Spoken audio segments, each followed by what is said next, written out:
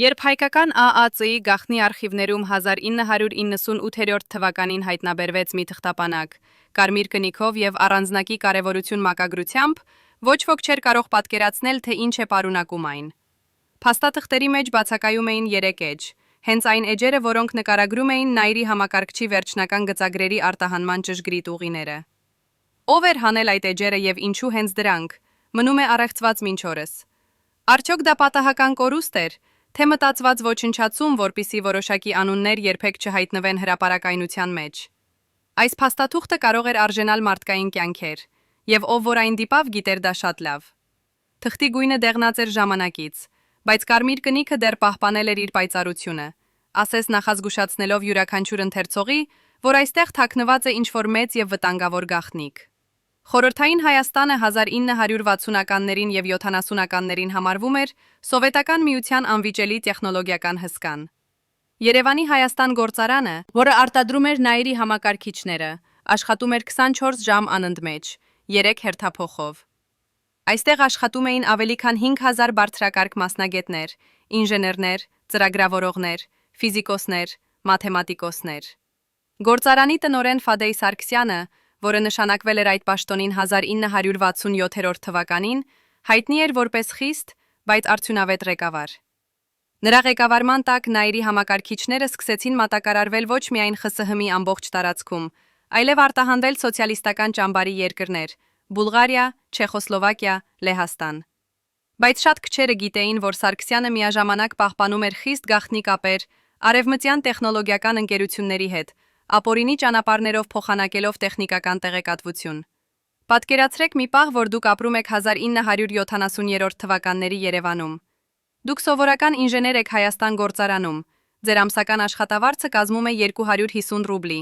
այն ժամանակվա համար շատ լավ գումար։ Բայց մի օր դուք պատահաբար լսում եք, թե ինչպես է ձեր տնօրենը Ֆադեյ Սարգսյանը գաղտնի հանդիպման ժամանակ քննարկում արտասահմանյան գործընկերների հետ Նայիրի նոր մոդելի գծագրերի վաճառքը։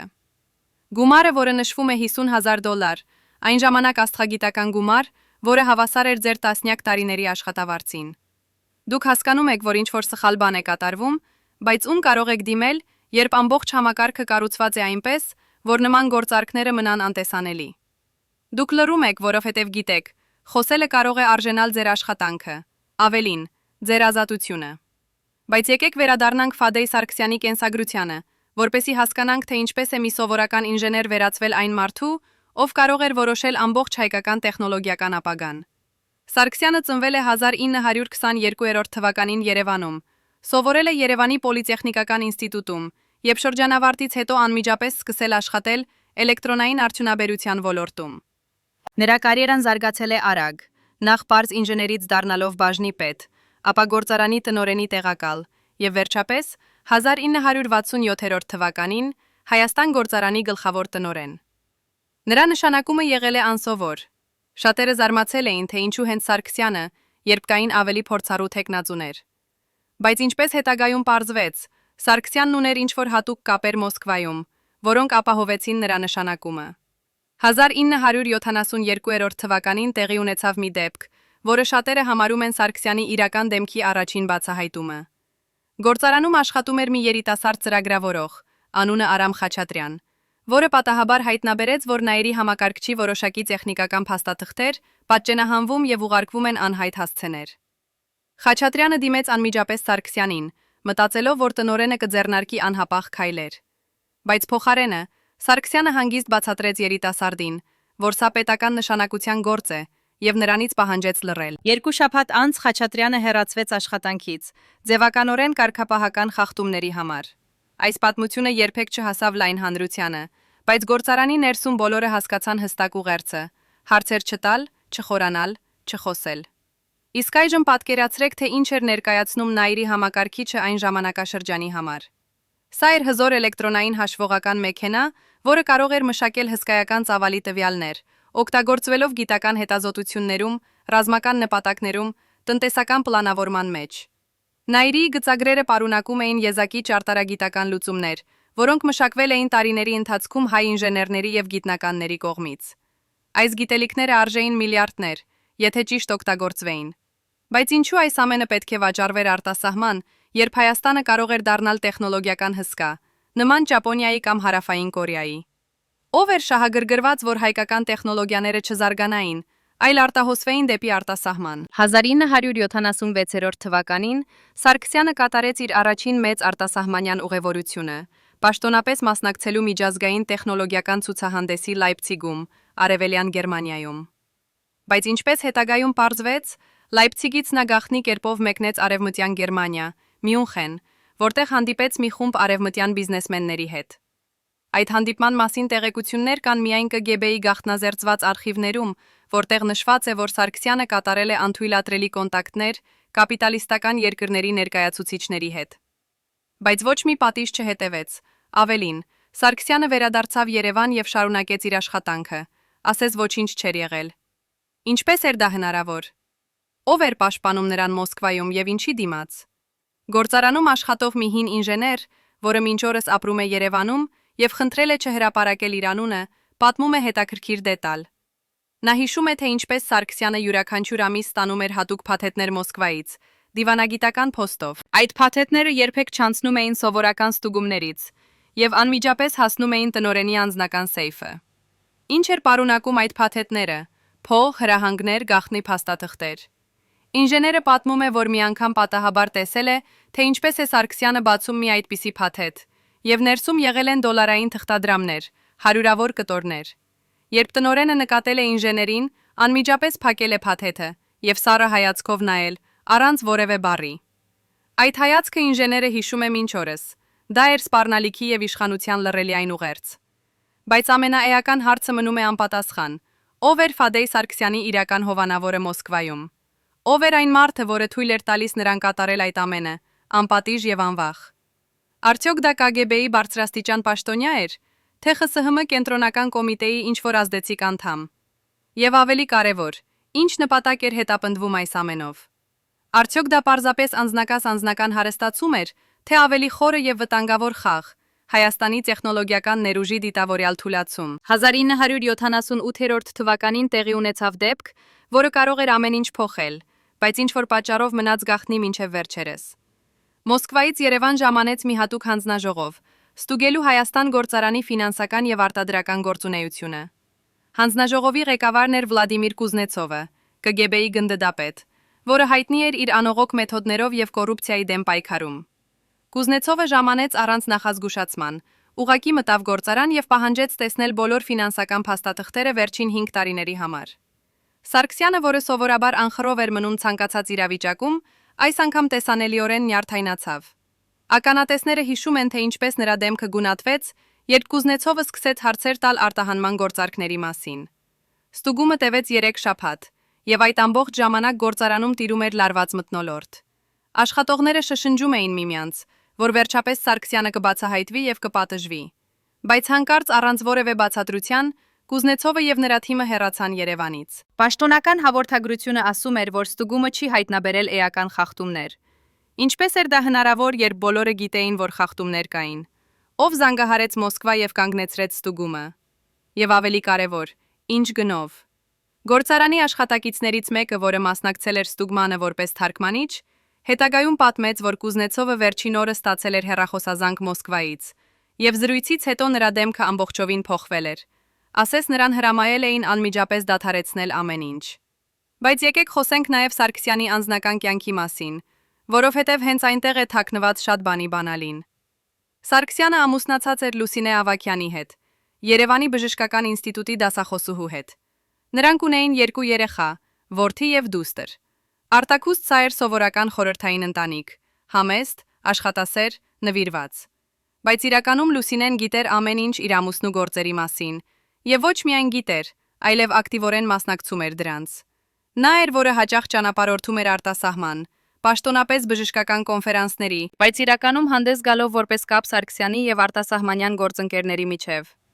Լուսինեն խոսում էր անգլերեն եւ գերմաներեն, ինչը հազվադեպ էր այն ժամանակ, եւ օգտագործում էր այս հմտությունը կազմակերպելու գաղտնի հանդիպումներ եւ փոխանցելու տեղեկատվություն։ 1981 թվականին Լուսինեն մեկնեց Վիեննա, մասնակցելու միջազգային բժշկական սիմպոզիումի։ Բայց ԿԳԲ-ի արխիվներում պահպանված փաստաթղթերը ցույց են տալիս, որ նա նաև հանդիպել է մի խումբ արևմտյան բիզնեսմենների հետ, որոնք հետաքրքրված էին ձեռք բերել խորհրդային տեխնոլոգիաներ։ Այդ հանդիպման ժամանակ Լուսինեն փոխանցել է մի փոքր սկավառակ, պարունակելով Նաիրի համակարգչի նոր մոդելի մասնակի գծագրերը։ Դրա դիմաց նա ստացել է $30,000 կանխիկ, որը թաքցրել է իր բժշկական պայուսակում եւ անխափան բերել Երևան։ Այս փաստը հայտնի դարձավ միայն 1990-ականների վերջերին, երբ Ավստրիայի հատուկ ծառայությունները գաղտնազերծեցին մի մասը իրենց արխիվների։ Իսկ այժմ պատկերացրեք, թե ինչ էր նշանակում $30,000 1981 թվականին։ Սովորական խորհրդային ինժեների ամսական աշխատավարձը կազմում էր 200 ռուբլի, ինչը համարժեք էր մոտավորապես $250։ $30,000 նշանակում էր 110 տարվա աշխատավարձ։ Պատկերացրեք, որ ձեր ամբողջ կյանքի աշխատանքի դիմաց վճարվող գումարը մեկ անց ստանում է մեկ գործարքի համար։ Եվ սա էր միայն մեկ գործարքը, Լուսինեի կողմից։ Քանի այլ գործարքներ էին կատարվել Սարգսյանի եւ նրա թիմի կողմից։ Քանի միլիարդ դոլար արտահոսեց Հայաստանից այդ տարիների ընթացքում։ Բայց ամենադժբախտը այն է, որ այս գումարները չօգտագործվեցին Հայաստանի զարգացման համար։ Դրանք չներդրվեցին նոր գործարանների կառուցման, դպրոցների բացման, հիվանդանոցների արտիականացման մեջ։ Այդ գումարները պարզապես անհետացան, մասամբ արտասահմանյան բանկերի հաշիվներում, մասամբ անշարժ գույքի ձեռքբերման մեջ արտերկրում։ Սարգսյանի ընտանիքը օրինակ ձեռք բերեց բնակարան Բուդապեշտում եւ վիլլա Բալատոն լճի ափին։ Պաշտոնապես այդ գույքը գրանցված էր Լուսինեի հեռավոր ազգականի անվամբ, բայց բոլորը գիտեին, թե ում է իրականում պատկանում այն։ 1982 թվականին տեղի ունեցավ դեպք, որը ցույց տվեց Սարգսյանի իրական դեմքը։ Գործարանում աշխատում էր մի երիտասարդ ինժեներ, Գագիկ Մանուկյան, որը մշակել էր Նաիրի համակարգչի համար նորարարական ծրագրային ապահովում։ Այս ծրագիրը կարող էր զգալիորեն բարձրացնել համակարգչի արդյունավետությունը եւ դարձնել այն ավելի մրցունակ միջազգային շուկայում։ Մանուկյանը ներկայացրեց իր մշակումը Սարգսյանին, հույս ունենալով, որ այն կներդրվի արտադրության մեջ։ Բայց Սարգսյանի արձագանքը անսպասելի էր։ Նա ասաց, որ ծրագիրը դեռ պատրաստ չէ եւ պետք է լրացուցիչ ստուգումներ անցնել։ 2 ամիս անց Մանուկյանը պատահաբար իմացավ, որ նրա ծրագիրը վաճառվել է արևմտյան ընկերության, առանց նրա գիտության եւ առանց որևէ վարձատրության։ Երբ Մանուկյանը բողոքեց, նրան հեռացրին աշխատանքից, անբավարար որակավորման պատճառաբանությամբ։ Այս պատմությունը ցույց է տալիս, թե ինչպես էր Սարգսյանը վերաբերվում իր սեփական աշխատակիցներին, որպես պարզ գործիքների, որոնց աշխատանքը կարող էր օգտագործվել անձնական հարստացման համար։ Բայց ավելի վտանգավորը այն էր, որ այս համակարգը գործում էր ոչ միայն Հայաստան գործարանում, այլև ամբողջ հայկական տեխնոլոգիական ոլորտում։ Կային տասնյակ այլ Սարգսյաններ, տարբեր գործարաններում եւ ինստիտուտներում, որոնք նույնպես վաճառում էին հայկական մտավոր սեփականությունը արտասահման։ Եվ այս ամենը տեղի էր ունենում պետական մակարդակում, պաշտպանված եւ թաքնված բարձրաստիճան պաշտոնյաների կողմից։ Բայց ով էին այդ բարձրաստիճան պաշտոնյաները։ Ով էր կազմակերպում եւ համակարգում այս ամբողջ սխեման։ Արդյոք դա Հայաստանի Կոմկուսի առաջին քարտուղարն էր, թե Մոսկվայի ինչ-որ ազդեցիկ ֆիգուր։ Եվ ինչու ոչ ոք չկանգնեցրեց այս ամենը, երբ ակնհայտ էր, որ երկիրը կորցնում է իր ամենաթանկարժեք ակտիվը՝ տեխնոլոգիական գիտելիքները։ 1985 թվականին, երբ Միխայիլ Գորբաչովը հայտարարեց պերեստրոյկայի եւ գլասնոստի մասին,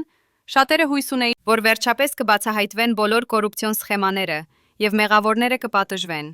Բայց իրականում պերեստրոյկան ստեղծեց նոր հնարավորություններ Սարգսյանի նման մարդկանց համար։ Հին համակարգը քայքայվում էր, նորը դեռ չէր ստեղծվել, եւ այս քաոսի մեջ նրանք կարողացան ավելի ազատորեն գործել։ 1986 թվականին Սարգսյանը ստեղծեց առաջին համատեղ ձեռնարկությունը, պաշտոնապես համագործակցելու արևմտյան ընկերությունների հետ։ Այս ձեռնարկությունը կոչվում էր Արմտեղ եւ պաշտոնապես զբաղվում էր տեխնոլոգիական փորձի փոխանակմամբ։ Բայց իրականում դա էր ամենամեծ ալիքը Նաիրի գծագրերի եւ այլ գաղտնի տեխնոլոգիաների արտահանման համար։ Արմտեղի գրասենյակը գտնվում էր Երևանի կենտրոնում, Աբովյան փողոցում, 5 հարկանի շենքի վերջին հարկում։ Այստեղ աշխատում էին ընդամենը 15 մարդ, բայց նրանց միջոցով անցնում էին միլիոնավոր դոլարների գործարքներ։ Ընկերության տնօրենն էր Սարգսյանի որդին Արմենը, որը նոր էր ավարտել Մոսկվայի պետական համալսարանը եւ վերադարձել Երևան։ Արմենը խոսում էր կատարյալ անգլերեն, ուներ արևմտյան կապեր եւ գիտեր, թե ինչպես վարվել միջազգային բիզնեսում։ Նա էր, որը ուղղակիորեն հանդիպում էր արտասահմանյան գնորդների հետ եւ կնքում էր պայմանագրերը։ Բայց ամենահետաքրքիրը այն է, որ Արմճեխի գործունեությունը երբեք չստուգվեց պատշաճ կերպով։ Թեև պերեստրոյկայի տարիներին ստեղծվեցին տարբեր հանձնաժողովներ կոռուպցիայի դեմ պայքարի համար, Արմճեխը մնաց անդրդված։ Ավելին, ընկերությունը ստացավ հատուկ արտոնություններ եւ ազատվեց շատ հարկերից։ Ինչպես էր դա հնարավոր։ Պատասխանը պարզ է։ Սարգսյանը ուներ պաշտպանություն ամենաբարձր մակարդակներում։ Նա կանոնավոր կերպով նվիրաբերություններ էր անում Հայաստանի Կոմկուսի առաջին քարտուղարի գրասենյակին, ֆինանսավորում էր տարբեր հասարակական աննախագծեր եւ այդպիսով ապահովում իր անձեռմխելիությունը։ 1987 թվականին տեղի ունեցավ դեպք, որը կարող էր ամեն ինչ փոխել, բայց դարձյալ մնաց առանց հետևանքների։ Մոսկվայից Երևան ժամանեց մի լրագրող, Անդրեյ Կարավաևը, որը հետաքննում էր ԽՍՀՄ-ում տեխնոլոգիական կոռուպցիայի դեպքերը։ Կարավաևը հավաքել էր զգալի քանակությամբ ապացույցներ Սարգսյանի եւ Արմտեխի անօրինան գործունեության մասին եւ պատրաստվում էր հրապարակել մեծ հոդված Իզվեստիա թերթում։ Բայց հանկարծ առանց որևէ բացատրության Կարավաևը դադարեցրեց իր հետաքննությունը եւ հեռացավ Երևանից։ Հետագայում նա մերժեց խոսել այդ թեմայի մասին եւ ասաց միայն, որ ստացել է հրահանգներ վերևից։ Ինչ տեսավ կամ լսեց Կարավաևը, որ նրան այդքան վախեցրեց։ Ով էր այն մարդը, որը կարողացավ կանգնեցնել Մոսկվայի ամենահզոր թերթի հետաքննությունը։ Այս դեպքը ցույց է տալիս, թե որքան խորն էր Սարգսյանի պաշտպանության ցանցը։ Նա ուներ կապեր ոչ միայն Հայաստանում, այլև Մոսկվայում, ԿԳԲ-ում, Կենտրոնական կոմիտեում, նույնիսկ մեդիայում։ Այս ցանցը թույլ էր տալիս նրան գործել գրեթե անսահմանափակ, առանց վախենալու բացահայտման կամ պատժի։ Բայց ամենավտանգավորը այն էր, որ այս ցանցը շարունակեց գործել նաև ԽՍՀՄ փլուզումից հետո, անցնելով նոր անկախ Հայաստան։ 1988 թվականին, երբ սկսվեց Ղարաբաղյան շարժումը, Սարգսյանը հանկարծ դարձավ ազգային հերոս։ Նա սկսեց ֆինանսավորել շարժումը, տրամադրել գումար զենք գնելու համար, օգնել փախստականներին։ Շատերը տեսան նրա մեջ իսկական հայրենասեր, որը պատրաստ է իր ամբողջ հարստությունը նվիրել հայրենիքին։ Բայց իրականում սա էր հանճարեղ քայլ, լվանալու իր անցյալը եւ ստեղծելու նոր, մաքուր իմիջ։ Սարգսյանը հասկանում էր, որ ԽՍՀՄ փլուզվում է եւ շուտով կգան նոր ժամանակներ, երբ հին կապերը կարող են չաշխատել։ Նրան պետք էր նոր պաշտպանություն, ժողովրդի սերը եւ հարգանքը, եւ այս ստրատեգիան աշխատեց։ 1990 թվականին, երբ Հայաստանը հայտարարեց անկախության մասին, Սարգսյանը դարձավ մի քանի խոշոր ընկերությունների սեփականատեր։ Հայաստան գործարանը, որը նախկինում պետական էր, մասնավորեցվեց, եւ գլխավոր բաժնետերը դարձավ Սարգսյանը։ Ինչպես էր դա հնարավոր, երբ գործարանը պետք է վաճառվեր հրապարակային աճուրդով։ Պատասխանը դարձյալ պարզ է։ Աճուրդը կազմակերպվեց այնպես, որ միայն Սարգսյանը կարողանար մասնակցել։ Այլ պոտենցիալ գնորդներին տեղեկացրին ուշ, կամ նրանց դրվեցին անհնարին պայմաններ։ Բայց ամենադժբախտը այն է, որ Սարգսյանը չշարունակեց զարգացնել գործարանը։ Փոխարենը նա սկսեց վաճառել սարքավորումները, մեքենաները, գրը, գործիքները, նույնիսկ շենքի մասերը։ Ամեն ինչ, ինչ կարող էր վաճառվել, վաճառվեց։ 1992 թվականին Հայաստան գործարանը դադարեց գոյություն ունենալ որպես գործող ձեռնարկություն։ 5000 մարդ կորցրեց աշխատանքը։ Հայաստանը կորցրեց իր տեխնոլոգիական ապագան, իսկ Սարգսյանը դարձավ միլիոնատեր։ Այժմ 35 տարի անց մենք կարող ենք հարցնել, արդյոք Հայաստանը կարող էր դառնալ երկրորդ Ճապոնիա, եթե նայրի տեխնոլոգիաները չվաճառվեին արտասահման։ Արդյոք մենք կարող էինք ունենալ զարգացած տեխնոլոգիական արդյունաբերություն, որը կապահովեր բարձր կենսամակարդակ մեր ժողովրդի համար։ Պատասխանը ցավոք այո է։ Մենք ունեինք ամեն ինչ՝ տաղանդավոր մարդիկ, եզակի տեխնոլոգիաներ, ռազմավարական դիրք։ Բայց մենք չունեինք մի բան՝ ազնիվ ղեկավարներ, որոնք կմտածեին երկրի, այլ ոչ թե իրենց անձնական գրպանի մասին։ Սարգսյանի պատմությունը միայն մեկ օրինակ է։ Կային տասնյակ այլ նման մարդիկ, որոնք վաճառեցին Հայաստանի ապագան։ Եվ ամենավտանգավորը այն է, որ շատերը դեռ ապրում են մեր մեջ, հարուստ, հարգված, անպատիժ։ Նրանք շարունակում են վայելել իրենց հարստությունը, մինչդեռ միլիոնավոր հայեր ապրում են աղքատության մեջ կամ ստիպված են լքել հայրենիքը, փնտրելով ավելի լավ կյանք արտերկրում։ Արդյոք արդարությունը երբևէ կհաստատվի։ Արդյոք մենք երբևէ կիմանանք ամբողջ ճշմարտությունը այն մասին, թե ինչ տեղի ունեցավ այն տարիներին։ Մինչև վերջին պահը ես հավատացի, որ մենք կփրկվենք, ասում է նախկին անվտանգության ծառայության բարձրաստիճան պաշտոնյա, որի ձեռքերը դեռևս դողում են 35 տարի անց։ Այս մարդը, որը խնդրել է չհրապարակել իր անունը, ապրում է Երևանի ծայրամասերից մեկում, փոքրիկ բնակարանում, որտեղ պատերին կախված են հին լուսանկարներ ավելի երջանիկ օրերից։ Նա պատմում է, թե ինչպես 1988 թվականին նրան հանձնարարվեց հետևել Սարգսյանի եւ Արմտեխի գործունեությանը։ 3 ամիս շարունակ նա հավաքեց ապացույցներ, լուսանկարներ գաղտնի հանդիպումներից, ձայնագրություններ հեռախոսային զրույցներից, ներից բանկային փոխանցումների փաստաթղթեր։ Ամեն ինչ ցույց էր տալիս, որ Սարգսյանը վաճառում էր պետական գաղտնիքներ եւ հարստանում միլիոններով։ Բայց երբ նա ներկայացրեց իր զեկույցը վերադասին, պատասխանը եղավ սառեցնող։ Մոռացիր այս ամենը, եթե ուզում ես ապրել։ Ով էր այդ վերադասը, որը պաշտպանում էր Սարգսյանին, եւ ինչու այս պաշտոնյան, որը երդվել էր ծառայել հայրենիքին, ստիպված էր լռել 35 տարի։ Ինչ գիտեր նա, որ մենք չգիտենք։ Այս մարդը պատմում է մի դետալ, որը փոխում է ամեն ինչ։ 1988 թվականի նոյեմբերին նա պատահաբար տեսավ, թե ինչպես է Սարգսյանը հանդիպում մի անծանոթ մարդու հետ, Երևանի արվարձաններից մեկում, հերու քաղաքի աղմուկից։ Այդ մարդը ժամանել էր Մոսկվայից, դիվանագիտական անձնագրով, ինչը նշանակում էր, որ նա բարձրաստիճան պաշտոնյա էր։ Հանդիպումը տևեց ընդամենը 20 րոպե, բայց այդ ժամանակ Սարգսյանը փոխանցեց մի մեծ ծրար, փաթաթված շագանակագույն թղթի մեջ։ Անվտանգության պաշտոնյան կարողացավ լուսանկարել այդ պահը, օգտագործելով հատուկ ֆոտոխցիկ, որը թաքնված էր նրա վերարկուի կոճակում։ Բայց երբ նա փորձեց մշակել ֆիլմը, պարզվեց, որ լաբորատորիան պատահաբար ոչնչացրել է այն։ Ինչպես կարող էր լաբորատորիան իմանալ, թե ինչ է պարունակում այդ ֆիլմը, եթե դեռ չէր մշակվել։ Ով էր տեղեկացրել նրանց։ Եվ ինչու այս պաշտոնյան չդիմեց ավելի բարձր ատյաններ։ Նա պարզապես ասում է. Ես գիտեի, որ ավելի բարձր ատյանները նույնպես ներգրավված էին։ Բայց եկեք խոսենք նաև Սարգսյանի առողջական վիճակի մասին,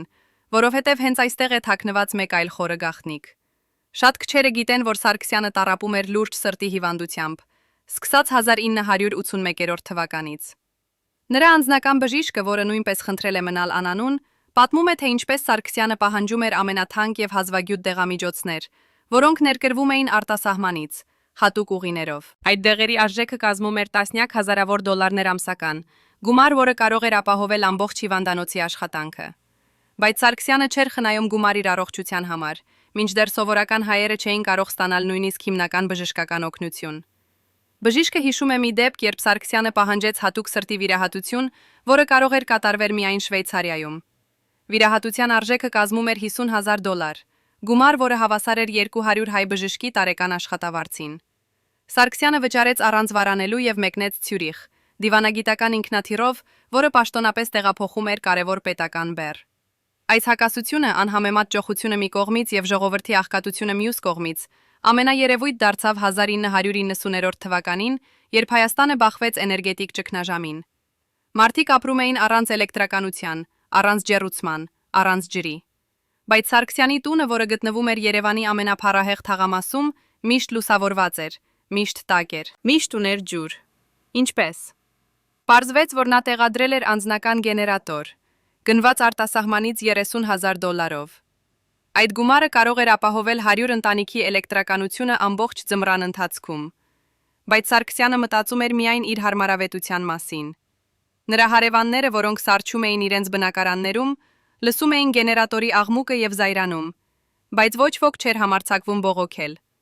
Ով կբողոքեր մարդուն, որը ուներ կապեր ամենաբարձր մակարդակներում։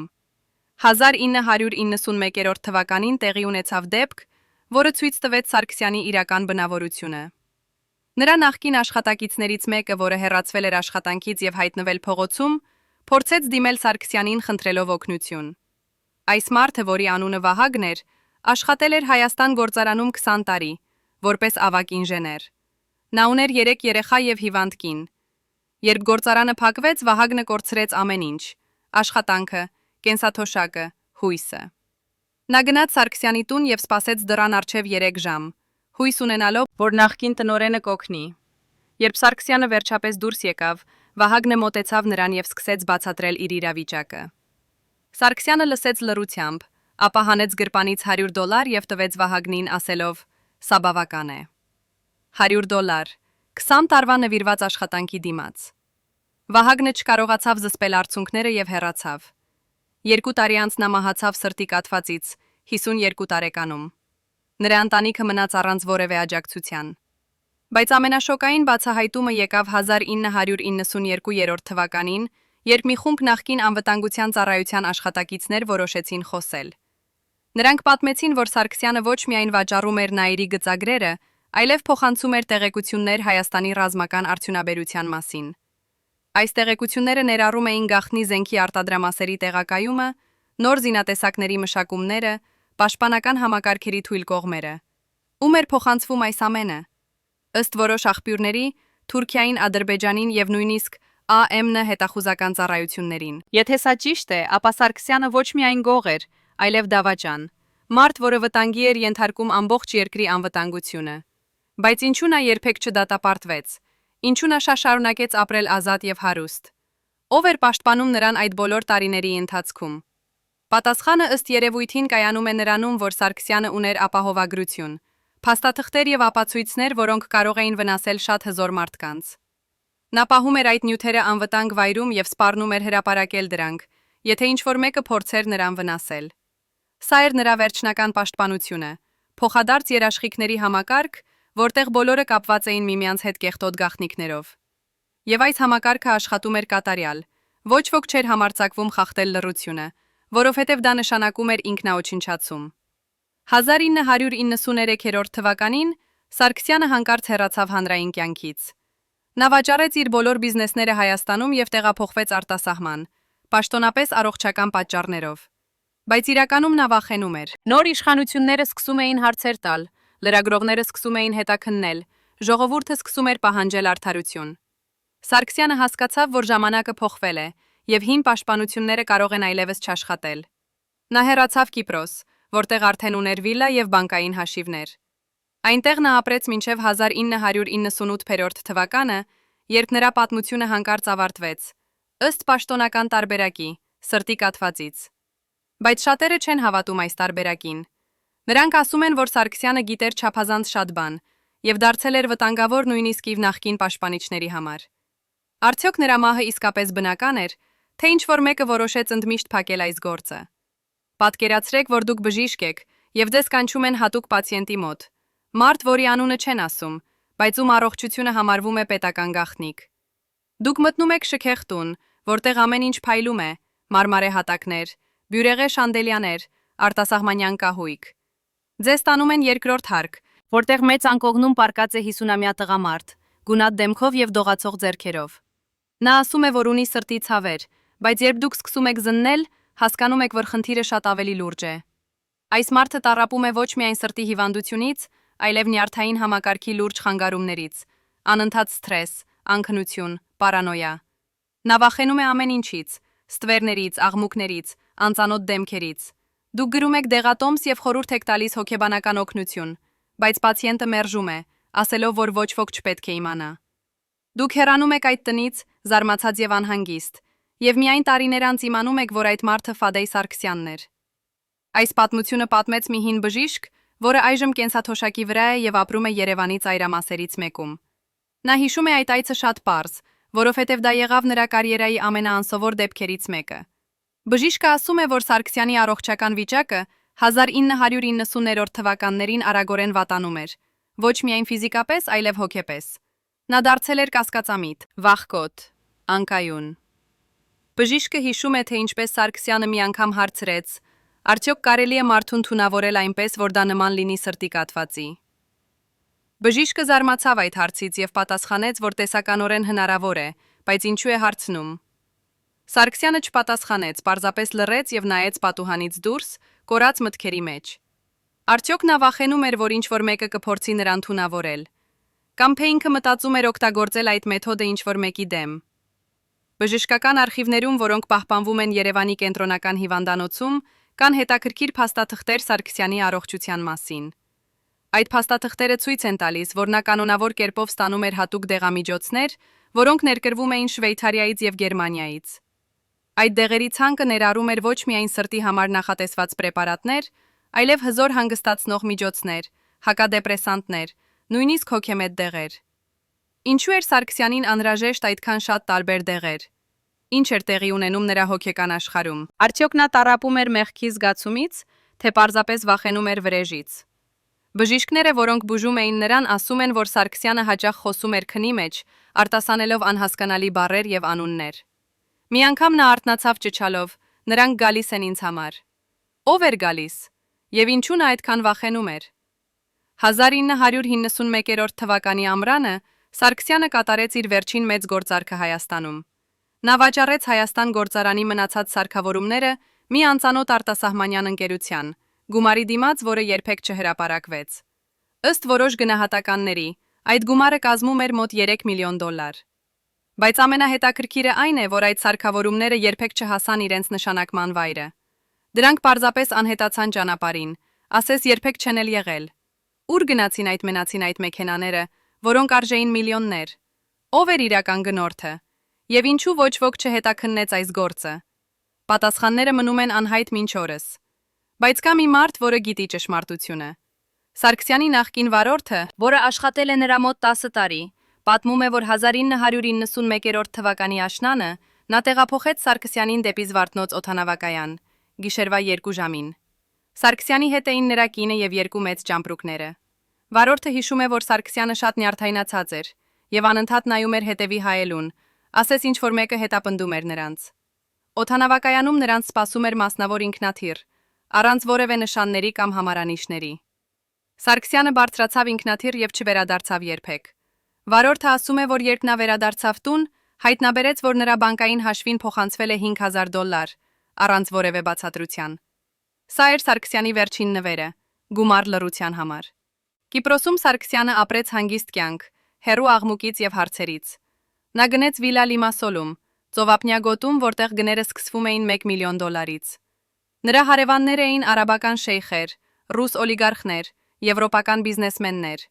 Սարգսյանը տեղավորվեց այդ միջավայրում, ոչ ոք չգիտեր նրա անցյալի մասին, ոչ ոք չհարցնում էր, թե որտեղից ունի այդքան գումար։ Նա անցկացնում էր օրերը գոլֆ խաղալով, ռեստորաններ այցելելով, իր յախտայում ծովով զբոսնելով։ Բայց ըստ նրա մոտ ապրող մարդկանց վկայությունների, Սարգսյանը երբեք իսկապես երջանիկ չէր։ Նա միշտ մենակ էր, նույնիսկ երբ շրջապատված էր մարդկանցով։ Նրա աչքերում կար ինչ-որ խորը տխրություն, ինչ-որ չբուժված վերք։ 1998 թվականի մարտի 20-ին Սարգսյանի մարմինը գտնվեց նրա վիլայի լողավազանի մոտ։ Պաշտոնական եզրակացությունը եղավ սրտի կաթված։ Բայց կային տարօրինակ դետալներ, որոնք հարցեր էին առաջացնում։ Օրինակ Սարգսյանի մարմնի վրա գտնվեցին փոքրիկ կապտուկներ, ձեռքերի եւ պարանոցի շրջանում, որոնք կարող էին ցույց տալ պայքարի հետքեր։ Բայց Կիպրոսի ոստիկանությունը չտեսավ այդ դետալները կամ չուզեց տեսնել։ Գործը փակվեց արագ, առանց լուրջ հետաքննության։ Սարգսյանի ընտանիքը պահանջեց անկախ փորձաքննություն, բայց մերժվեց։ Մարմինը հրկիզվեց եւ մոխիրը ցրվեց ծովում, ըստ վերջին կամքի։ Բայց ով գիտեր, թե ինչ էր իրականում Սարգսյանի վերջին կամքը։ Արդյոք նա իսկապես ուզում էր այդպես վերջանալ, թե ինչ-որ մեկը որոշեց նրա փոխարեն։ Սարգսյանի մահից հետո նրա բանկային հաշիվները սառեցվեցին եւ պարզվեց, որ այնտեղ գրեթե ոչինչ չկա։ Միլիոնները, որոնք նա հավաքել էր տարիների ընթացքում, անհետացել էին։ Ուր գնաց այդ ամբողջ գումարը։ Ով ուներ մուտք այդ հաշիվներին։ Եվ ինչու Սարգսյանի ընտանիքը չփորձեց գտնել այդ գումարները։ Կարծես նրանք գիտեին ինչ-որ բան, որ մենք չգիտենք։ Կարծես նրանք հասկանում էին, որ որոշ հարցեր ավելի լավ է չտալ։ Այժմ, 26 տարի Սարգսյանի մահից հետո, մենք կարող ենք փորձել վերլուծել նրա ժառանգությունը։ Ինչ թողեց նա Հայաստանին։ Ավերակներ։ Այնտեղում, որտեղ մեկ ժամանակ կանգնած էր հզոր գործարան։ Աղքատություն։ Այն մարդկանց համար, որոնք կորցրին աշխատանքը։ Դառնություն։ Ամբողջ սերնդի համար, որը տեսավ, թե ինչպես է իրենց երկրի ապագան վաճառվում կոպեկներով։ Բայց ամենավատը այն է, որ Սարգսյանը ոչ միայն մեկ մարդ էր։ Նա էր ամբողջ համակարգի խորհրդանիշը։ Համակարգի, որը թույլ էր տալիս մի քանի մարդկանց հարստանալ միլիոններով, մինչդեռ միլիոնները տառապում էին աղքատության մեջ։ Եվ ամենավտանգավորը այն է, որ այս համակարգը դեռ գոյություն ունի։ Այսօր էլ կան մարդիկ, որոնք վաճառում են Հայաստանի ռեսուրսները, գողանում են պետական գույքը, հարստանում են ժողովրդի հաշվին։ Նրանք ավելի խելացի են, ավելի զգույշ, ավելի լավ են թաքնվում։ Բայց էությունը նույնն է, անձնական հարստացումը հայրենիքի վնասին։ Եվ մինչև մենք չկանգնեցնենք այս համակարգը, մինչև մենք չպատժենք մեղավորներին, մինչև մենք չվերականգնենք արդարությունը, Սարգսյանի ուրվականը կշարունակի հետապնդել մեզ։ Բայց կա նաև հույս։ Նոր սերունդը, որը մեծացել է թվային դարաշրջանում, ավելի տեղեկացված է, ավելի պահանջկոտ է, ավելի քիչ է պատրաստ ընդունել կոռուպցիան որպես նորմալ երևույթ։ Այս սերունդը պահանջում է թափանցիկություն, հաշվետվողականություն, արդարություն։ Եվ թերևս հենց այս սերունդը կարող է խլել կորություն, եւ թերևս հենց այս սերունդն է, որը վերջապես կկանգնեցնի այն չար շղթան, որը սկսվել է Սարգսյանի նման մարդկանցից։ Մենք չենք կարող վերադարձնել անցյալը։ Մենք չենք կարող հարություն առնել այն միլիարդները, որոնք կորել են։ Մենք չենք կարող վերականգնել այն գործարանները, որոնք ավերվել են։ Բայց մենք կարող ենք սովորել այս պատմությունից։ Մենք կարող ենք հիշել, թե ինչ տեղի ունեցավ։ Մենք կարող ենք ապահովել, որ դա երբեք չկրկնվի։ Եվ մենք կարող ենք պահանջել, որ նրանք, ովքեր դեռ ապրում են եւ վայելում են իրենց անօրինական հարստությունը, վերջապես պատասխան տան իրենց արարքների համար։ Սարգսյանի պատմությունը ավարտվեց Կիպրոսի ծովափին, բայց նրա գործերի հետևանքները շարունակում են ազդել Հայաստանի վրա մինչ օրս։ Ամեն անգամ, երբ մենք տեսնում ենք փակված գործարան, ամեն անգամ, երբ մենք լսում ենք երիտասարդի մասին, որը հեռանում է երկրից ավելի լավ կյանքի փնտրտուքով, ամեն անգամ, երբ մենք հանդիպում ենք կոռուպցիայի, մենք պետք է հիշենք Սարգսյանի պատմությունը։ Մենք պետք է հիշենք, թե ինչ տեղի ունեցավ, երբ մենք թույլ տվեցինք, որ մի քանի մարդիկ դնեն իրենց շահերը ամբողջ ազգի շահերից վեր։ Արդյոք մենք սովորեցինք այս դասը։ Արդյոք մենք պատրաստ ենք կանգնել եւ ասել՝ բավական է։ Արդյոք մենք ունենք քաջությունը պահանջել ճշմարտությունը եւ արդարությունը, անկախ նրանից, թե որքան հզոր են մեղավորները։ Սրանք են այն հարցերը, որոնց պատասխանը կորոշի Հայաստանի ապագան։ Պատկերացրեք, որ դուք եք այն 12 մարդկանցից մեկը, ովքեր գիտեին ամեն ինչ Սարգսյանի մասին, յուրաքանչյուր բանկային փոխանցում, յուրաքանչյուր գաղտնի հանդիպում, յուրաքանչյուր վաճառված գծագիր։ Այժմ պատկերացրեք, որ պետք է ընտրություն կատարեք, պահպանել ձեր լռությունը եւ ապրել հանգիստ, կամ խոսել եւ ռիսկի ենթարկել ամեն ինչ, ձեր ընտանիքը, ձեր ապագան, ձեր կյանքը։ 1990 թվականի դեկտեմբերին 12 մարդ կատարեցին այդ ընտրությունը։ Նրանք էին Սարգսյանի ամենամոտ օղակը, մարդիկ, ովքեր տեսել էին ամեն ինչ, լսել էին ամեն ինչ, գիտեին ամեն ինչ։ Երբ ԽՍՀՄ սկսեց փլուզվել, երբ հին համակարգը սկսեց քայքայվել, այս 12 մարդիկ հասկացան, եկել է ժամանակը որոշելու։ Ով էին նրանք։ Սարգսյանի անձնական օգնականը, ով տեսնում էր բոլոր փաստաթղթերը, նրա վարորդը, ով լսում էր բոլոր զրույցները, նրա հաշվապահը, ով գիտեր բոլոր գումարները, նրա անվտանգության պետը, ով պաշտպանում էր բոլոր գաղտնիքները։ Այս մարդիկ ապրում էին երկու աշխարհում, ցերեկը նրանք էին հարգված մասնագետներ, գիշերը գաղտնիքների պահապաններ։ Բայց երբ եկավ վերջը, երբ Սարգսյանը հեռացավ Կիպրոս, այս 12 մարդիկ մնացին Հայաստանում, իրենց գաղտնիքներով, իրենց վախերով, իրենց ընտրությամբ։ Ով էր այն առաջինը, ով համարձակվեց խոսել, եւ ինչու մյուսները շարունակեցին լռել, նույնիսկ 30 տարի անց։ Նրանցից մեկը, որին կանվանենք Արամ, աշխատել է Սարգսյանի անձնական օգնական 14 տարի։ Նա էր, ով կազմակերպում էր բոլոր հանդիպումները,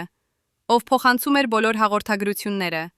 ով տեսնում էր բոլոր փաստաթղթերը, նախքան դրանք հասնելը Սարգսյանի սեղանին։ Արամը ապրում է այժմ Երևանի հին թաղամասներից մեկում, փոքրիկ բնակարանում, որտեղ պատերը ծածկված են խոնավությամբ, իսկ պատուհաններից երևում է մութ բակը։ Երբ նրան հարցնում ես, թե ինչու չօգտագործեց իր գիտելիքները հարստանալու կամ պաշտպանվելու համար, նա պարզապես ժպտում է դառնորեն եւ ասում, որովհետեւ ես տեսա, թե ինչ եղավ նրանց հետ, ովքեր փորձեցին։ Արամը պատմում է մի պատմություն, որը երբեք չի հրապարակվել։ 1991 թվականի հունվարին Սարգսյանի նախկին հաշվապահը, որի անունը Վարդան էր, որոշեց խոսել լրագրողների հետ։ Նա պատրաստել էր փաստաթղթեր, որոնք ապացուցում էին Սարգսյանի անօրինական գործարքները, բանկային փոխանցումներ, ծածկագրված հաշիվներ, արտասահմանյան կապեր։ Վարդանը պայմանավորվել էր հանդիպել մի ռուս լրագրողի հետ Երևանի կենտրոնում, մի հանգիստ սրճարանում։ Բայց նա երբեք չհասավ այդ հանդիպմանը։ Նրա մարմինը գտնվեց 3 օր անց, Հրազդան գետի ափին, պաշտոնական եզրակացությունը, ինքնասպանություն։ Բայց Արամը գիտեր ճշմարտությունը, որովհետև Վարդանը զանգահարել էր նրան հանդիպումից մի ժամ առաջ եւ ասել. «Եթե ինձ հետ ինչ-որ բան պատահի, դու գիտես, թե ում մոտ են փաստաթղթերը»։ Արամը երբեք չգնաց այդ փաստաթղթերի ետևից։ Նա ընտրեց լռությունը եւ կյանքը։ Բայց ամենահետաքրքիրը այն է, որ այս 12 մարդկանցից յուրաքանչյուրը ուներ իր սեփական ապահովագրությունը, փաստաթղթեր, լուսանկարներ, ձայնագրություններ, որոնք պահվում էին անվտանգ վայրերում։ Նրանք գիտեին, որ եթե բոլորը միասին լռեն, ապա բոլորը կապրեն։ Բայց եթե մեկը խոսի, ապա բոլորը վտանգի մեջ կընկնեն։ Սա էր իրենց լռության պայմանագիրը։ Գրված չէր, բայց բոլորը հասկանում էին։ Եվ այս պայմանագիրը աշխատում է մինչ օրս։ Երբ հարցնում ես Արամին, թե արդյոք նա երբևէ կխոսի, Նա նայում է քեզ իր հոգնած աչքերով եւ ասում. Ես արդեն 73 տարեկան եմ։ Ինչ իմաստ ունի խոսելը, երբ բոլոր ականատեսները մեռնում են, բոլոր ապացույցները ոչնչանում են, բոլոր հարցերը մոռացվում են։ Ով կհավատա ձեր մարդու խոսքերին, երբ չկան ապացույցներ։ Բայց հետո նա լռում է երկար, շատ երկար, եւ դու տեսնում ես, թե ինչպես են նրա աչքերում հավաքվում արցունքները։ Եվ դու հասկանում ես, որ այս մարդը կցանկանար խոսել, կցանկանար ասել ճշմարտությունը, բայց ինչ որ բան նրան կանգնեցնում է։ Վախը, հոգնածությունը, թե ինչ որ ավելի խելի խորը պատճառ։ 1992 թվականին տեղի ունեցավ դեպք, որը ցույց տվեց, թե որքան խորն էր այս լռության ցանցը։ Մի երիտասարդ լրագրող, որի անունը Գոհար էր, սկսեց հետաքննել Սարգսյանի պատմությունը։ Նա հարցազրույցներ վերցրեց նախկին աշխատակիցներից, հավաքեց փաստաթղթեր, վերլուծեց բանկային գործարքներ։ 6 ամիս աշխատանքից հետո նա պատրաստ էր հրապարակել մեծ հոդված, բացահայտելով ամբողջ սխեման։ Բայց հանկարծ Գոհարը դադարեցրեց իր աշխատանքը։ Երբ նրա գործընկերները հարցրին ինչու, նա պարզապես ասաց. «Ես ստացա զանգ»։ Ինչ ասվեց այդ զանգում, ով էր զանգահարողը, ինչպիսի սպառնալիքներ արվեցին, Գոհարը երբեք չպատմեց։ Նա հեռացավ լրագրությունից եւ այժմ աշխատում է որպես ուսուցչուհի մի փոքր դպրոցում։ Երբ նրան հարցնում են այդ պատմության մասին, նա փոխում է թեման։ Բայց նրա աչքերում տեսնում ես ինչ-որ բան՝ ափսոս, զայրույթ, անզորություն։ Արդյոք մենք երբևէ կիմանանք, թե ինչ հայտնաբերեց Գոհարը։ Արդյոք նրա հետազոտությունը դեռ գոյություն ունի ինչ-որ տեղ, թաքնված, սպասելով ճիշտ պահին։ Երբ Սարգսյանը հիվանդանում էր, երբ նրա մարմինը սկսում էր մերժել նրան, երբ դեղերը դադարում էին օգնել, նա դառնում էր ավելի եւ ավելի կասկածամիտ։ Նրա անձնական բժիշկը պատմում է, որ վերջին տարիներին Սարգսյանը պահանջում էր, որ յուրաքանչյուր դեղամիջոց ստուգվի 3 անգամ, 3 տարբեր լաբորատորիաներում։ Նա վախենում էր թունավորումից, վախենում էր դավաճանությունից, վախենում էր մահից։ Բժիշկը հիշում է մի գիշեր, երբ Սարգսյանը արթնացավ ճչալով. նրանք դրել են ինչ-որ բան իմ ջրի մեջ։ Բժիշկը ստուգեց ջուրը, ոչինչ չգտավ, բայց Սարգսյանը չհավատաց։ Նա պահանջեց բերել նոր ջուր, կնիկված շշերով, ուղակի աղբյուրից։ Սա էր նրա կյանքը վերջին տարիներին, անընդհատ վախ, անընդհատ կասկած, անընդհատ ստուգումներ։ Մարդը, որը մեկ ժամանակ վերահսկում էր միլիոնները, այժմ չէր կարող վստահել նույնիսկ մի բաժակ ջրի։ Բժշկական արխիվները, որոնք պահպանվում են Երևանի հիվանդանոցներից մեկում, պարունակում են հետաքրքիր տեղեկություններ Սարգսյանի առողջության մասին։ 1990 թվականից սկսած նրա սրտի վիճակը արագորեն վատանում էր։ Բժիշկները գրում էին. պացիենտը տառապում է ծանր արիթմիայով, որը չի ենթարկվում ստանդարտ բուժմանը։ Բայց ավելի հետաքրքիրն այն է, որ նույն արխիվներում կան նշումներ նրա հոգեկան վիճակի մասին։ Պացիենտը դրսևորում է պարանոիկ միտումներ, հավատում է, որ հետապնդվում է, վախենում է մահից։ Բժիշկները առաջարկում էին հոգեբանական օգնություն, բայց Սարգսյանը մերժում էր, ասելով, որ ես լրիվ նորմալ եմ, պարզապես շրջապատը ոչ նորմալ է։ Արդյոք նա իսկապես տառապում էր հոգեկան խանգարումներից, թե նրա վախերը հիմնավորված էին։ Արդյոք իսկապես կային մարդիկ, ովքեր ցանկանում էին նրան վնասել։ Պատասխանը ըստ երևույթին այո է։ 1991 թվականին Սարգսյանի տան մոտ տեղի ունեցավ տարօրինակ դեպք։ Գիշերվա 2 ժամին անվտանգության համակարգը ազդանշվեց, ինչ որ մեկը փորձում էր մտնել տուն։ Պահակները վազեցին դուրս, բայց ոչ ոք չկար։ Բայց հետո նրանք գտան ինչ որ բան։ Փոքրիկ սարք, որը կցված էր պատին, հենց պատուհանի տակ։ Այդ սարքը եղել է լսարան, հատուկ սարք, որը կարող էր գրանցել զրույցները եւ փոխանցել դրանք հեռավոր ընդունիչին։ Ով էր տեղադրել այդ սարքը։ Ով էր լսում Սարգսյանի զրույցները։ Եվ ինչու այդ գիշեր, հենց այդ պահին։ Սարգսյանը պահանջեց ամբողջ տունը ստուգել, պատերը, հատակները, առաստաղները։ Գտնվեցին եւս 3 նման սարք, տարբեր սենյակներում։ Որքան ժամանակ էին դրանք այնտեղ։ Ինչ էին լսել։ Եվ ամենակարևորը, ով էր լսում։ Այս դեպքից հետո Սարգսյանի առողջական վիճակը դարձավ ավելի վատ։ Նա սկսեց ունենալ սրտի ցավերի հարձակումներ, օրական մի քանի անգամ։ Բժիշկները ասում էին, որ սա սթրեսի հետևանք է,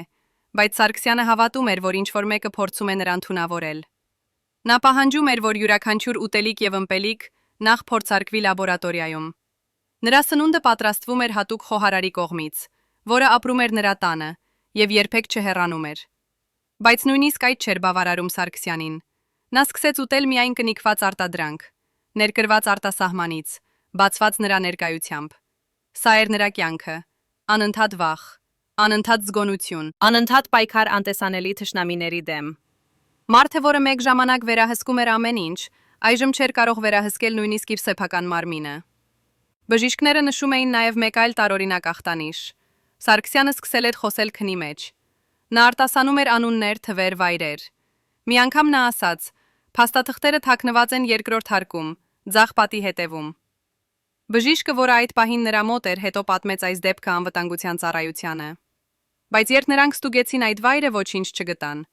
Արդյոք Սարգսյանը պարզապես ցնորում էր, թե իսկապես այնտեղ ինչ-որ բան էր թաքնված, բայց ինչ-որ մեկը հասցրել էր հանել։ Եվ եթե այդպես է, ապա ով գիտեր այդ տեղի մասին։ Ով ուներ մուտք Սարգսյանի տուն։ Ով էր այն մարդը, որին նա վստահում էր բավականաչափ, որպեսի թույլ տա մտնել իր ամենաանձնական տարածք։ Երբ Սարգսյանը հեռացավ Կիպրոս, նա թողեց Հայաստանում ոչ միայն ավերակներ եւ աղքատություն, այլև ինչ-որ բան ավելի վտանգավոր՝ արխիվներ։ Այս արխիվները պարունակում էին փաստաթղթեր, որոնք կարող էին փոխել ամեն ինչ՝ պայմանագրեր, բանկային փոխանցումներ, նամակներ, լուսանկարներ։ Բայց ուր էին այդ արխիվները։ Ով էր պահպանում դրանք, եւ ինչու դրանք երբեք չհրապարակվեցին։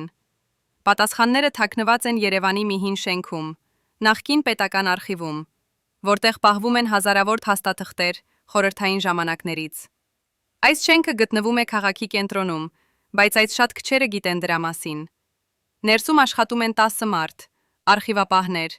ովքեր ամեն օր գալիս են, նստում են իրենց սեղանների առջև եւ սպասում են այցելուներին, ովքեր գրեթե երբեք չեն գալիս։ Բայց մի օր, 1998 թվականին, եկավ մի տարօրինակ այցելու։ Նա ներկայացավ որպես պատմաբան եւ ասաց, որ հետաքրքրված է խորհրդային Հայաստանի տնտեսական պատմությամբ։ Արխիվապահը, որը այդ օրը հերթապահում էր, ցույց տվեց նրան կատալոգը եւ թողեց միայնակ։ 3 ժամ անց այցելուն հեռացավ, շնորհակալություն տալով եւ ասելով, որ կվերադառնա։ Բայց նա երբեք չվերադարձավ։ Հաջորդ օրը արխիվապահը նկատեց, որ մի քանի թղթապանակներ բացակայում են։ Դրանք էին հենց այն թղթապանակները, որոնք վերաբերում էին Հայաստան գործարանին եւ Սարգսյանին։ Արխիվապահը զեկուցեց իր վերադասին, բայց պատասխանը եղավ անսպասելի։ Մոռացիր այդ մասին։ Այդ փաստաթղթերը երբեք չեն եղել։ Ինչպես կարող էին փաստաթղթերը, որոնք պահվել էին տասնամյակներ, հանկարծ երբեք չլինել։ Ով էր այդ տարօրինակ այցելուն։ Եվ ինչու արխիվի ղեկավարությունը չցանկացավ հետաքննել այս գործը։ Արխիվապահը, որը այժմ կենսաթոշակի վրա է, պատմում է, որ նա փորձեց հիշել, թե ինչ էր պարունակում այդ թղթապանակները։ Նա հիշում է մի փաստաթուղթ, որը հատկապես տպավորել էր նրան։ Դա էր նամակ Սարգսյանից Մոսկվայի ինչ-որ բարձրաստիճան պաշտոնյայի։ Այդ նամակում Սարգսյանը գրում էր. «Ես կատարել եմ ձեր հանձնարարությունը։ Գծագրերը փոխանցվել են։ Գումարը ստացվել է։ Սպասում եմ հաջորդ հրահանգներին»։ Արխիվապահը չհասցրեց տեսնել, թե ում էր հասցեագրված այդ նամակը, բայց նա հիշում է, որ ստորագրությունը եղել է շատ պաշտոնական, կնիքով եւ դատարկ տողերով։ Այս նամակը ապացուցում էր, որ Սարգսյանը գործում էր ոչ թե միայնակ, այլ որպես ինչ-որ մեծ համակարգի մաս։ Նա ստանում էր հրահանգներ վերևից եւ կատարում էր դրանք։ Բայց ով էր տալիս այդ հրահանգները։ Ով էր այն մարդը կամ խումբը, որը վերահսկում էր ամբողջ սխեման։ 1999 թվականներին տեղի ունեցավ մի շարք տարօրինակ դեպքեր, որոնք կապված էին Սարգսյանի արխիվների հետ։ Մի նախկին աշխատակից, որը պահպանում էր Սարգսյանի անձնական փաստաթղթերի պատճենները, հանկարծ մահացավ ավտովթարից։ Մեկ այլ մարդ, որը պնդում էր, որ ունի Սարգսյանի ձայնագրություններ, անհետացավ առանց որևէ հետքի։ Երրորդ մարդը, որը խոստացել էր հրապարակել Սարգսյանի բանկային փաստաթղթերը, հանկարծ փոխեց իր մտքերը եւ հեռացավ երկրից։ Սրանք պատահականություններ էին, թե ինչ-որ մեկը համակարգված կերպով ոչնչացնում էր բոլոր ապացույցները։ Եվ եթե այդպես է, ապա ով էր այդ մարդը կամ կազմակերպությունը։ Ով ուներ այդքան իշխանություն եւ ռեսուրսներ, որպեսի կարողանար վերահսկել այս ամենը։ Կա մի տեսություն, որը շրջանառվում է Երևանի հին ինտելեկտուալ շրջանակներում։ Ըստ այս տեսության, Սարգսյանի արխիվները չեն ոչնչացվել, այլ պահվում են ինչ-որ տեղ, որպես ապահովագրություն հզոր մարդկանց համար։ Այս մարդիկ գիտեն, որ եթե արխիվները երբևէ հրապարակվեն, ապա նրանց կարիերան, նրանց հարստությունը, նրանց ազատությունը վտանգի մեջ կընկնեն։ Այդ պատճառով նրանք պահպանում են այդ արխիվները, որպես փոխադարձ երաշխիքների համակարգ։ Ոչ ոք չի համարձակվում հրապարակել դրանք, որովհետև դա նշանակում է ինքնաոչնչացում։ Եվ այս համակարգը աշխատում է կատարյալ, արդեն 30 տարի։ Բայց ինչ կլինի, երբ այս մարդիկ մեռնեն։ Ինչ կլինի այդ արխիվների հետ։ Արդյոք դրանք կոչնչացվեն, թե վերջապես կհրապարակվեն։ Եվ եթե հրապարակվեն, ապա ինչ կտեսնենք մենք այնտեղ։ Անուններ, գումարներ, գործարքներ, որոցարքներ, որոնք կփոխեն մեր պատկերացումները Հայաստանի պատմության մասին։ Արխիվապահը, որը կորցրեց այդ թղթապանակները, ասում է, որ նա երբեմն երազում է դրանց մասին։ Նա տեսնում է իրեն նստած իր սեղանի առջև, բացում է թղթապանակը եւ կարդում է այն փաստաթղթերը, որոնք կարող էին փոխել ամեն ինչ։ Բայց ապա նա արթնանում է եւ հասկանում, որ դա միայն երազ է։ Իրականությունը այն է, որ այդ փաստաթղթերը կորել են հավերժ, անդառնալիորեն։ Եվ հետները կորել է նաեւ ճշմարտությունը այն մասին, թե ինչ իսկապես տեղի ունեցավ այն տարիներին, ով էր իսկապես պատասխանատու, ով էր իսկապես շահագրգռված։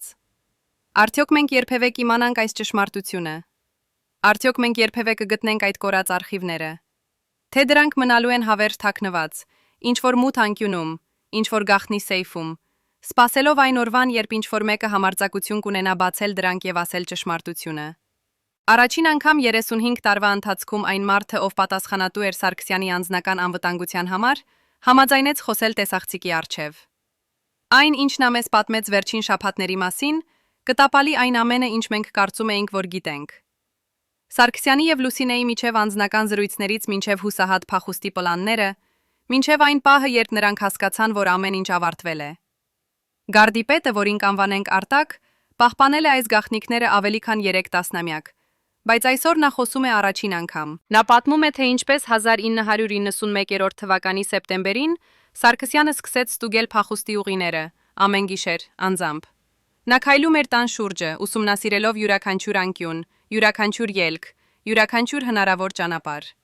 Արտակը հիշում է, թե ինչպես Սարգսյանը մի գիշեր հարցրեց. «Եթե նրանք գան ինձ համար, քանի րոպե ժամանակ կունենանք»։ Արտակը պատասխանեց. «5, ամենաշատը 10»։ Սարգսյանը լռեց երկար, ապա ասաց. «Սա բավական չէ։ Մենք պետք է ունենանք ավելի շատ ժամանակ»։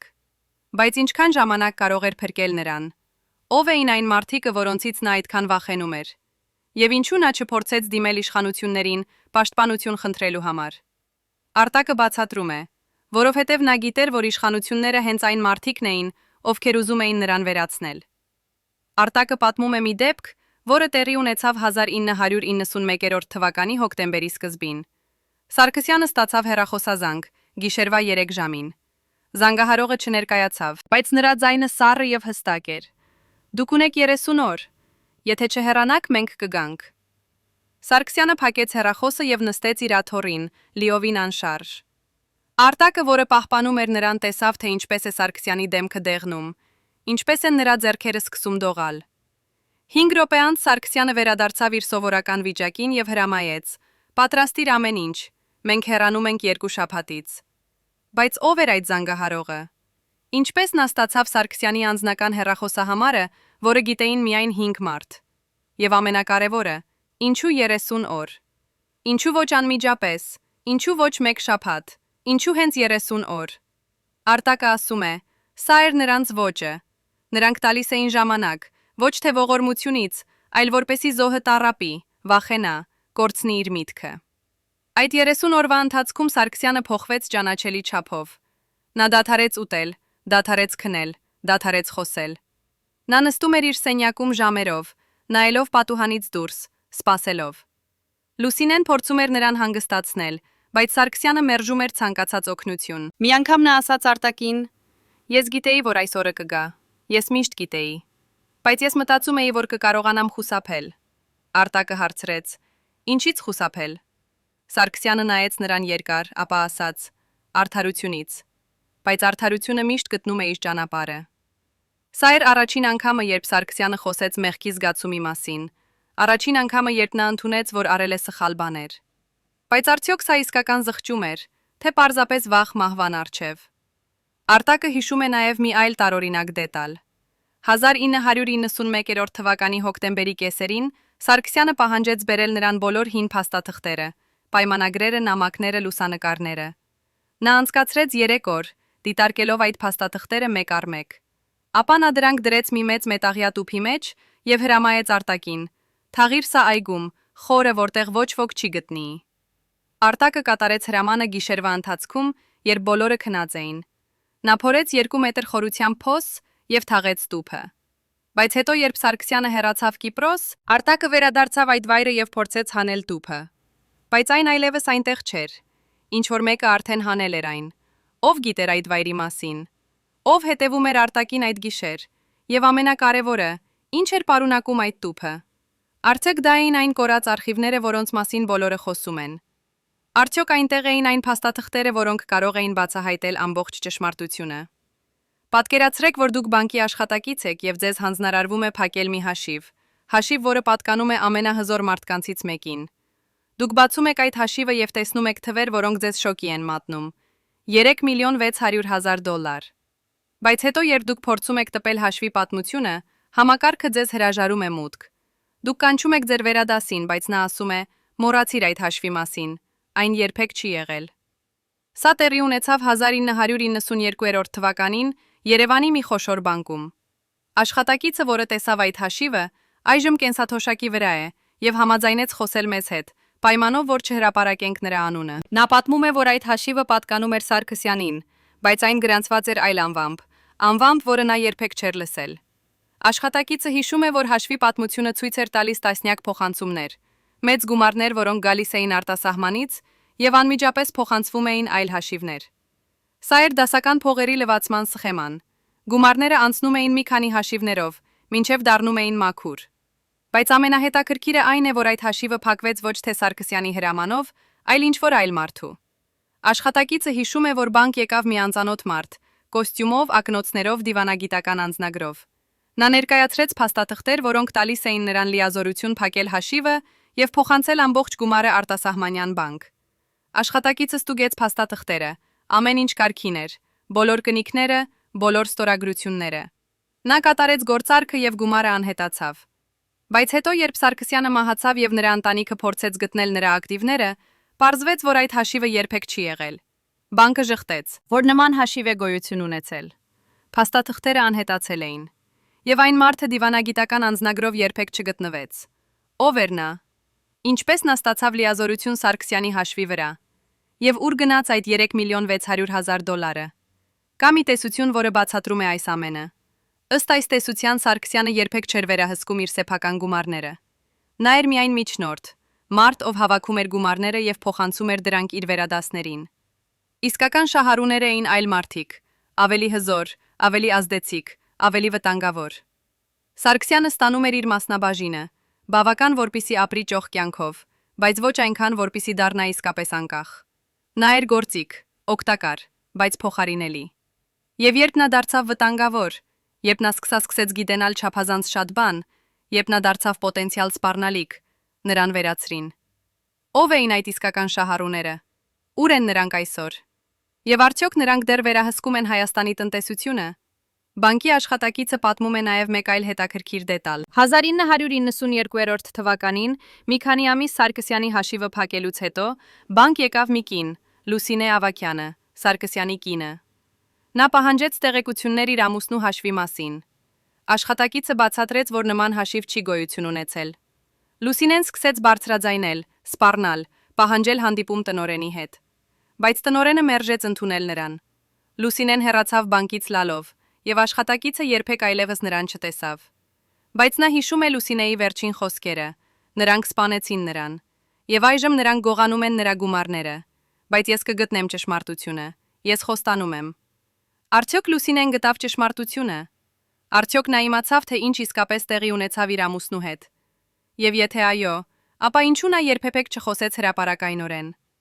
Լուսինե Ավագյանը մահացավ 1998 թվականին, ընդամենը 6 տարի իր ամուսնուց հետո։ Պաշտոնական եզրակացությունը եղավ քաղցկեղ։ Բայց նրա ընտանիքի անդամները պնդում են, որ Լուսինեն երբեք չի տառապել քաղցկեղով։ Նրանք ասում են, որ նա հանկարծ հիվանդացավ, առանց որևէ նախազգուշացման, եւ մահացավ 3 ամիս անց։ Բժիշկները չկարողացան ախտորոշել հիվանդությունը։ Նրանք պարզապես ասացին, որ օրգանիզմը ձախողվեց։ Բայց ինչպես կարող է առողջ 50-ամյա կնոջ օրգանիզմը հանկարծ ձախողվել։ Արդյոք սա բնական մահ էր, թե ինչ-որ մեկը ցանկանում էր ապահովել, որ Լուսինեն երբեք չխոսի։ Անվտանգության ծառայության գաղտնի արխիվներում պահպանվում է մի փաստաթուղթ, որը կարող էր փոխել ամեն ինչ, բայց որը երբեք չի հրապարակվել։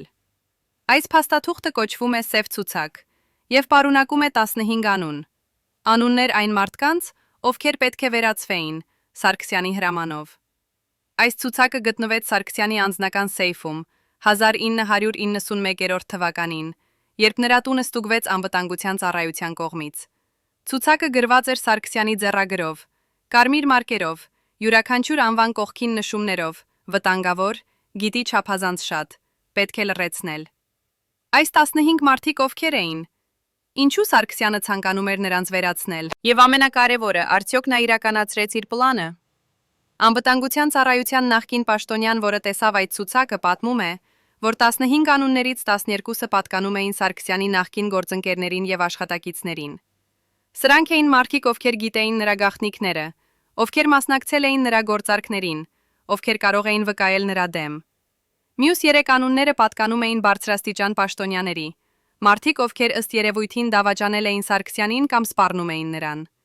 Պաշտոնյան հիշում է մի անուն, որը հատկապես տպավորեց նրան։ Դա էր մի գեներալի անունը, ով պատասխանատու էր անվտանգության ծառայության համար։ Ինչու Սարգսյանը ցանկանում էր վերացնել այն մարդուն, ով պետք է պաշտպաներ նրան։ Արդյոք այդ գեներալը սպառնում էր բացահայտել Սարգսյանի գաղտնիքները, թե Սարգսյանը պարզապես չէր վստահում ոչ ոքի։ Բայց ամենաշոկայինը այն է, որ այս 15 մարդկանցից 10-ը մահացան 1991 եւ 92 թվականներին, տարբեր հանգամանքներում։ Մեկը մահացավ ավտովթարից,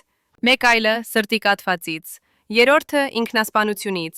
չորրորդը պատահական ընկնելուց։ Սրանք պատահականություններ էին, թե Սարգսյանը իրականացրեց իր պլանը։ Եվ եթե այո, ապա ինչպես նա դա արեց, ինքը, որը այդ ժամանակ արդեն Կիպրոսում էր։ Ով էր կատարում այդ աշխատանքը նրա փոխարեն։ Եվ ինչու 5 մարդ մնացին կենդանի։ Արդյոք նրանք ավելի բախտավոր էին, թե ավելի խելացի։ Այդ 5 մարդկանցից 3-ը դեռ ապրում են Հայաստանում։ Նրանք մերժում են խոսել այդ թեմայի մասին, մերժում են նույնիսկ ընդունել, որ իրենց անունները եղել են այդ ցուցակում։ Բայց երբ նրանց ցույց է տալիս ցուցակի պատճենը, նրանց դեմքերը գունատվում են։ Նրանք գիտեն, որ մահը եղել է շատ մոտ, որ նրանք փրկվել են միայն պատահականությամբ կամ ինչ-որ մեկի միջամտությամբ։ Բայց ով էր այդ մեկը։ Ով կանգնեցրեց Սարգսյանի պլանը։ Արդյոք դա էր այն անծանոթ զանգահարողը, ով տվեց Սարգսյանին 30 օր։ Արդյոք դա էր այն մարդը դիվանագիտական անձնագրով, ով փակեց բանկային հաշիվը։ Թե դա էր ինչ-որ ավելի հզոր ուժ, որը վերահսկում էր ամբողջ խաղը։ Անվտանգության ծառայության պաշտոնյան ասում է, որ երբ նրանք գտան այդ ցուցակը, նրանք անմիջապես զեկուցեցին իրենց վերադասներին։ Բայց վերադասները հրամայեցին ոչնչացնել ցուցակը եւ մոռանալ այդ մասին։ Պաշտոնյան հարցրեց. բայց ինչու։ Սա ապացույց է։ Վերադասը պատասխանեց. հենց դրա համար։ Որովհետև եթե այս ցուցակը հրապարակվի, ապա շատ հզոր մարդիկ կընկնեն վտանգի մեջ, եւ մենք չենք ուզում դա։ Պաշտոնյան հասկացավ, որ այս հզոր մարդիկը ներառում էին նաև նրա սեփական վերադասներին։ Նա լռեց եւ կատարեց հրամանը։ Բայց նախքան ոչնչացնելը, նա արեց մի բանի պատճենը։ Պատճենը, որը նա պահպանել է 35 տարի։ Եվ այսօր նա ցույց է տալիս այդ պատճենը մեզ, որպես ապացույց, որ ճշմարտությունը դեռ գոյություն ունի, նույնիսկ եթե այն թաքնված է։ Այս ցուցակը բացատրում է շատ բան։ Այն բացատրում է, թե ինչու այդքան շատ մարդիկ մահացան կասկածելի հանգամանքներում։ Այն բացատրում է, թե ինչու այդքան շատ ապացույցներ անհետացան։ Այն բացատրում է, թե ինչու այդքան շատ մարդիկ վախենում են խոսել։ Բայց այն չի բացատրում ամենակարևորը։ Ով էր Սարգսյանի իրական տերը։ Ով էր այն մարդը կամ խումբը, որը տալիս էր նրան հրահանգներ։ Ով էր այն մարդը, ով վերջապես որոշեց, որ Սարգսյանը դարձել է չափազանց վտանգավոր եւ պետք է վերացվի։ Եվ ամենակարևորը, ուր են այդ մարդիկ այսօր։ Արդյոք նրանք դեռ իշխանության մեջ են։ Արդյոք նրանք դեռ վերահսկում են Հայաստանի տնտեսությունը։ Արդյոք նրանք դեռ շարունակում են այն, ինչ սկսեց Սարգսյանը։ Երբ Սարգսյանի ռեժիմը փլուզվեց, երբ նրա կայսրությունը քայքայվեց, երբ նրա գաղտնիքները սկսեցին բացահայտվել, Հայաստանը մնաց ավերակների մեջ։ Հայաստան գործարանը, որը մեկ ժամանակ արտադրում էր աշխարհի լավագույն համակարգիչներից մեկը, վերածվեց լքված շենքի, կոտրված պատուհաններով, փլված առաստաղներով, մոխրագույն պատերով։ 5000 մարդ, ովքեր աշխատում էին այնտեղ, կորցրին իրենց աշխատանքը, իրենց եկամուտը, իրենց հույսը։ Շատերը հեռացան երկրից, փնտրելով ավելի լավ կյանք արտերկրում։ Մյուսները մնացին եւ փորձեցին վերականգնել իրենց կյանքը, աշխատելով փոքր աշխատավարձերով, ապրելով աղքատության մեջ։ Հիշելով այն օրերը, երբ նրանք էին սովետական միության տեխնոլոգիական էլիտան։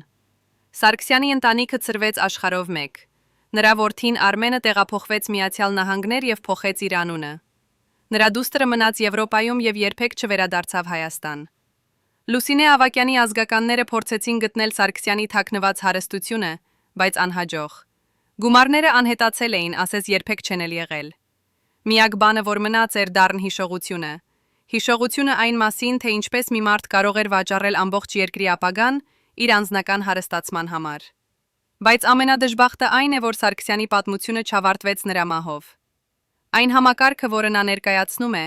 այն մտածելակերպը, որը նա մարմնավորում էր, այն կոռուպցիան, որը նա խորհրդանշում էր, բոլորը շարունակեցին գոյություն ունենալ։ Նոր Սարգսյաններ հայտնվեցին տարբեր անուններով, տարբեր դեմքերով, բայց նույն էությամբ։ Նրանք շարունակեցին գողանալ, շարունակեցին վաճառել, շարունակեցին հարստանալ ժողովրդի հաշվին։ Եվ ժողովուրդը շարունակեց տառապել, անզոր, անօգնական, մոռացված։ Այսօր, 35 տարի անց, մենք կարող ենք նայել հետ եւ տեսնել, թե ինչ կորցրինք։ Մենք կորցրինք ոչ միայն նայրի համակարգիչները, ոչ միայն գործարանները, ոչ միայն աշխատատեղերը։ Մենք կորցրինք ինչ-որ ավելի կարևոր բան՝ մեր հավատը, մեր հույսը, մեր ապագան։ Մենք կորցրինք հնարավորությունը դառնալ երկրորդ Ճապոնիա, երկրորդ Հարավային Կորեա, երկրորդ Սինգապուր։ Մենք ունեինք ամեն ինչ՝ տաղանդավոր մարդիկ, եզակի տեխնոլոգիաներ, ռազմավարական դիրք, բայց մենք չունեինք մի բան՝ ազնիվ ղեկավարներ։ Բայց թերևս ամենավտանգավորը այն է, որ մենք դեռ չգիտենք ամբողջ ճշմարտությունը։ Մենք դեռ չգիտենք, թե ով էր Սարգսյանի իրական տերը։ Մենք դեռ չգիտենք, թե ուր գնացին այդ միլիարդները։ Մենք դեռ չգիտենք, թե ինչ է պարունակում այն թաքնված արխիվը, որը փորված էր այգում եւ հետո անհետացավ։ Մենք դեռ չգիտենք, թե ովքեր են այն 5 մարդիկը, ովքեր փրկվեցին սև ցուցակից։ Մենք դեռ չգիտենք, թե ինչպես իսկապես մահացավ Սարգսյանը եւ Լուսինեն։ Կան չափազանց շատ հարցեր, չափազանց շատ գաղտնիքներ, չափազանց շատ թաքնված ճշմարտություններ։ Թերևս այդ ճշմարտությունները երբեք չբացահայտվեն։ Թերևս այն մարդիկը, ովքեր գիտեն դրանք, կմեռնեն առանց խոսելու։ Թերևս այն փաստաթղթերը, որոնք կարող էին ապացուցել ամեն ինչ, արդեն ոչնչացվել են։ Թերևս մենք երբեք չիմանանք, թե ինչ իսկապես տեղի ունեցավ այն տարիներին։ Բայց մի բան մենք գիտենք հաստատ. Սարգսյանի պատմությունը պետք է մնա որպես զգուշացում, որպես դաս, որպես հիշեցում այն մասին, թե ինչ կարող է տեղի ունենալ, երբ մենք թույլ ենք տալիս, որ մի քանի մարդիկ դնեն իրենց շահերը ամբողջ ազգի շահերից վեր։ Հարգելի հեռուստադիտողներ, եթե դուք հետևել եք այս ողբերգական պատմությանը մինչև վերջ, գրեք մեկնաբանություններում, թե որ քաղաքից եք։ Մեզ համար կարևոր է իմանալ, թե որտեղ է Ֆադեյ Սարգսյանը դեռ հիշվում։ Եվ բաժանորդագրվեք ալիքին չբաց թողնելու ճշմարտությունը պատմության կուռքերի մասին։